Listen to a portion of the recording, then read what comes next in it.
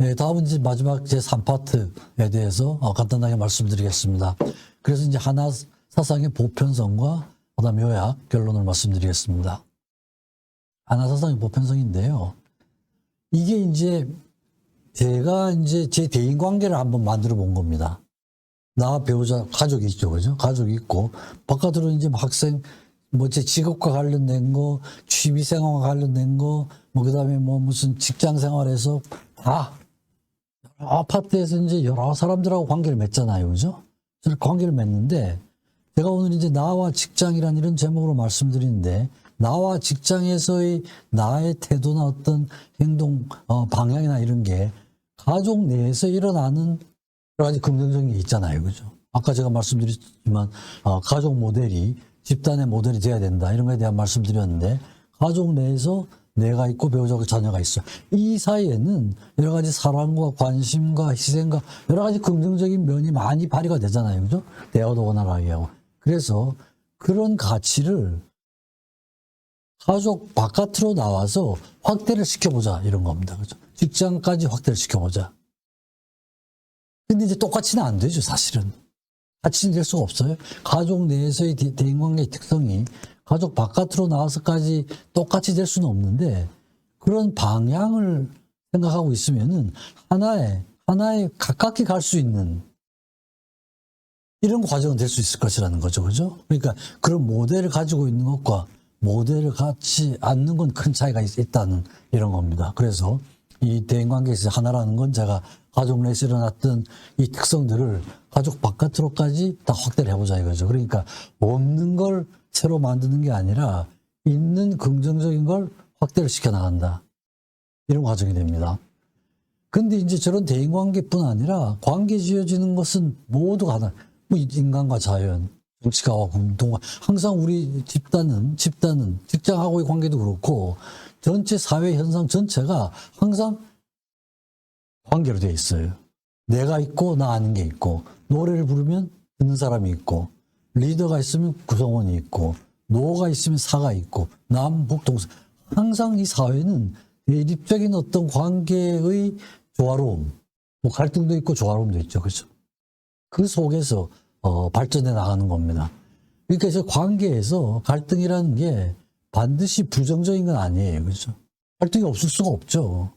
인간관계에서 갈등이 없을 수가 없고 집단 간에 갈등이 없을 수가 없습니다. 근데 그 갈등을 얼마나 건강하게 해결하느냐에 따라 가지고 사회가 발전되고 직장이 발전이 되고 그러는 겁니다. 그래서 세상 만사가 다 관계로 지어져 있고 그 관계는 조화로운 관계이거나 갈등의 관계인데 가장 이상적인 건 조화로운 관계죠, 그죠?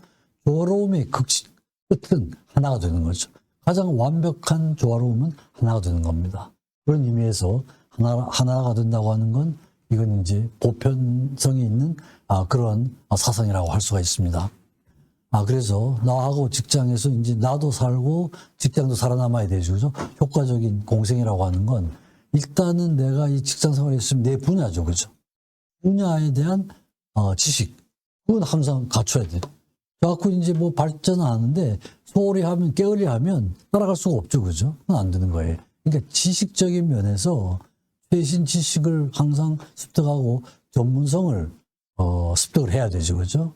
그 다음에 지혜입니다. 지혜는 내가 대상으로 하는 인간들에 대한 진지한 자세, 인간의 존재가 소중하다 이거죠. 직장 내에서는 나뿐 아니라 동료, 상사, 또 학업자 모든 사람이 다 중요하다. 그걸 바탕으로 해서 직장이 추구하는 대상하고의 관계를 원활하게 해나가는 이런 거죠. 그래서 지식적인 면과 지혜로운 면이죠, 그죠?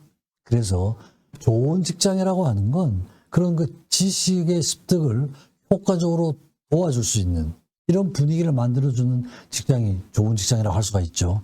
그리고 또 한 가지는 지혜로움을 깊게 해주는 것. 지혜로움이 깊다고 하는 건 동료 상호간, 직장 내에서 상호간에 나 아닌 다른 사람이 얼마나 소중한가. 내가 하는 일만 중요한 게 아니라 저 사람의 일도 소중하다. 이런 거에 대한 인식을 갖는 거죠. 그게 지혜로움이에요. 그러니까 지식적인 것과 지혜로움을 두 개를 같이 키워줄 수 있는 이런 직장이 아주 이상적인 직장이라고 할 수가 있죠, 그죠? 그래서 역시 이제 이런 생각을 가지셔야 되고, 양쪽 다 뭐 책을 열심히 봐야 되겠죠. 그죠? 양쪽 분야에 대해서 다 지혜서를 보셔야 돼요. 이 전문서적과 지혜서 같이 보면서 이렇게 지내면은 아주 건강한 직장 생활을 할 수가 있다. 이렇게 말씀드릴 수가 있습니다. 그래서 제가 말씀드린 이 내용들을 요약해서 말씀드리는데, 결국은 이제 이런 게 모든 대상이 다 인간이거든요. 인간인데, 이게 이제 제가 늘 강조하는 저희 모델입니다. 인간 이해에 있어서 만사 형통의 모델이에요. 요건 이제 그게 전번 시간에 제가 말씀드렸던 내용이죠. 그러니까 이제 그 내용을 다시 한번 더 숙지를 하시면 좋을 것 같고, 내가 나 자신이 이 만사 형통 모델을 얼마나 만족시키고 있는가, 이런 거에 대한 생각을 이제 이 지식과 지혜가 다 들어갑니다. 그걸 바탕으로 해서 타인을 이해하는 모델도 이 모델로 이해를 하면은 전체를 아주 통합적으로 인간을 전체로 이해할 수 있는 그런 모델이 되니까 한번 다시 보시면 좋을 것 같아요. 그래서 전체적으로 보면 나는 직장 생활을 하죠. 모든 사람이 다 직장 생활을 합니다. 그래서 제가 이 제목을 나와 직장이라는 이런 제목으로 정해서, 나와 직장은 불가분의 관계다 이거죠. 떨어질 수가 없죠. 그리고 나의 가치와 직장의 가치가 상쇄될 때는 직장의 가치가 우선돼야 된다. 이런 겁니다. 그리고 그 가치가 일치가 될 때, 하나가 될 때 나도 힘을 갖게 되고 직장도, 그죠? 직장도 큰 힘을 갖게 되는 겁니다. 그리고 그 하나가 되기 위해서는 대화가 원활해야 되는 겁니다. 그리고 원활한 대화를 하기 위해서는 근무하는 사람들이 서로가 존재를 소중하게 여기는 그런 자세가 중요하다. 지혜로운 몸이죠. 이러한 태도를 갖추기 위해서는 두 가지 필수적인 과제가 있는데, 하나는 말씀드린 것처럼 지식을 갖추는 것이고, 다른 하나는 인간 존재의 소중함을 느껴야 되는 지식과 지혜를 같이 갖추는 이런 노력을 계속 하셔야 된다. 특히 이제 이런 과정에서 독서의 중요성이 강조된다. 이런 걸 말씀드릴 수가 있을 것 같습니다. 아주 간단하지만, 그죠? 간단하게 요약을 드렸지만 실천하기는 그렇게 쉬운 일은 아닌 것 같아요. 그래서 적어도 이런 모델을 가지고 직장 생활을 하면 직장 생활이 훨씬 더 의미를 줄 수도 있고, 직장 속에서 나 자신이 클 수도 있고요. 그죠? 성장할 수도 있고, 이런 걸 할 수 있지 않을까, 이런 생각이 듭니다.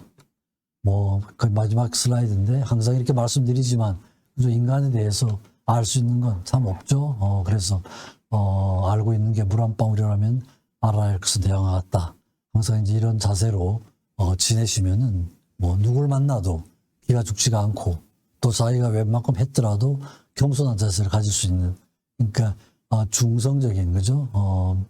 그런 뉴트럴한 태도를 가지면서 할 수 있는 이런 자세가 될 수 있지 않을까 싶습니다. 네, 마치겠습니다. 경청해 주셔서 감사합니다.